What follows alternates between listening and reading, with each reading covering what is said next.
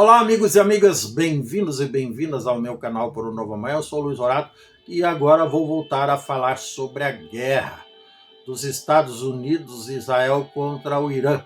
E o Irã, lá sem líder, momentaneamente acéfalo, embora o filho do Ayatollah Ali Khamenei, que foi morto no dia 28 de fevereiro, já nas primeiras horas do bombardeio, deflagrado pelos Estados Unidos e por Israel, a mando do presidente dos Estados Unidos, Donald Trump, e do primeiro-ministro de Israel, Benjamin Netanyahu.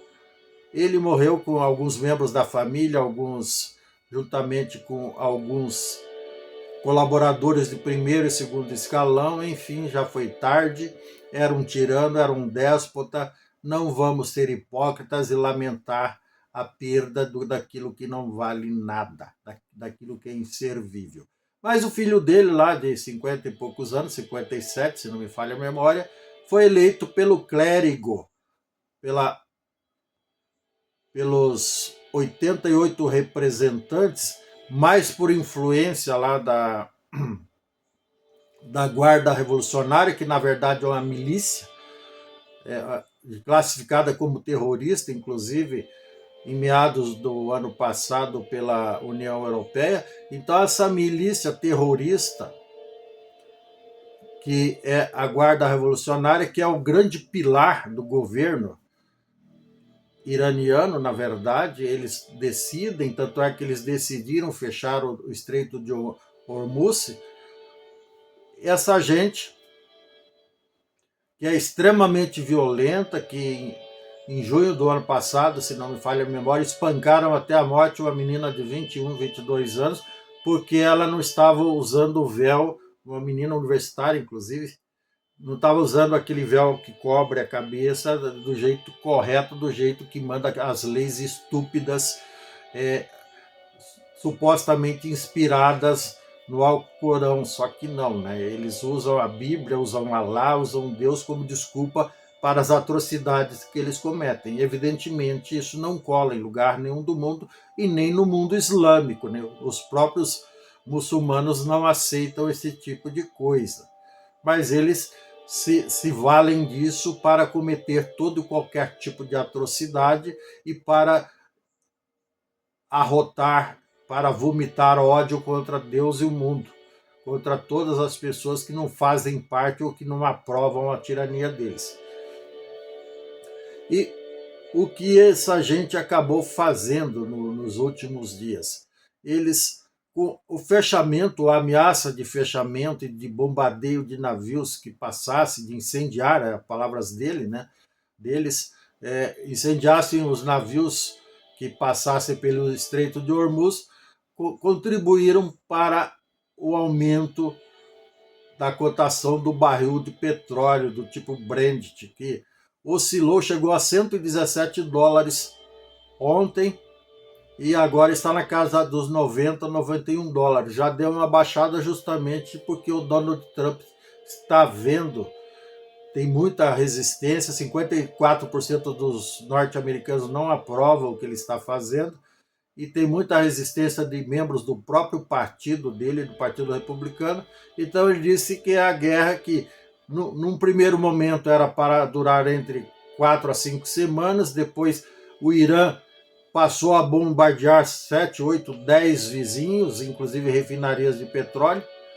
Aí a guerra se alastrou de certa forma, embora os países vizinhos ainda não retalharam, mas já estão se irritando, estão ameaçando em retaliar contra o Irã, ou seja, contra bombardear o território iraniano, instalações militares e petrolíferas do Irã.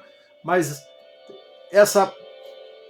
esse imbróglio, essa confusão toda, chamado guerra, acabou já deflagrando, respingando, ou melhor, assolando toda a economia mundial. Tanto é que desde o início da guerra, as bolsas de valores têm oscilado muito mais para baixo, enquanto que a cotação do dólar subiu bastante, em consequência da instabilidade política e econômica.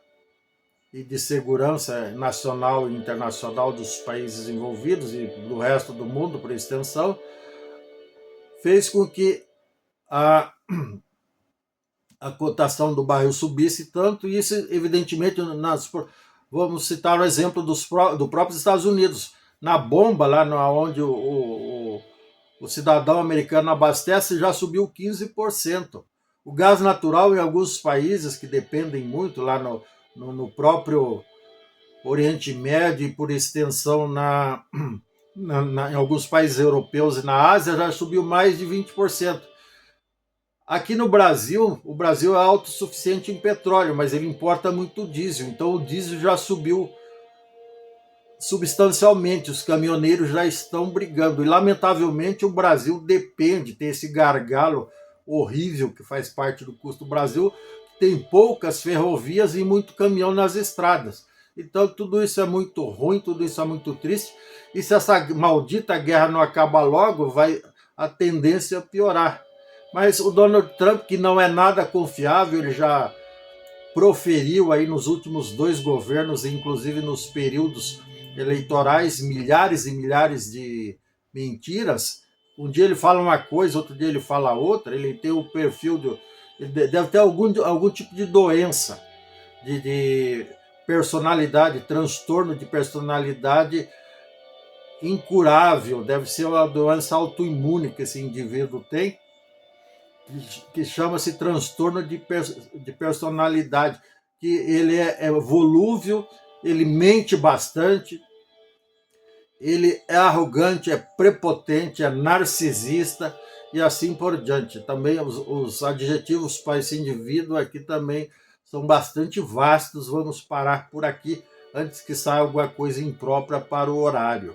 Então, lamentavelmente, é certo que ainda existe muita especulação, inclusive no Brasil, até porque a Petrobras não aumentou em nem um centavo nem o preço do diesel, nem do querosene, nem da gasolina e nem do etanol. Por enquanto está tudo sob controle, ou seja, a Petrobras, junto com os seus acionistas, está suportando o alto custo da guerra, mas também em consequência dos estoques que, felizmente, nós temos.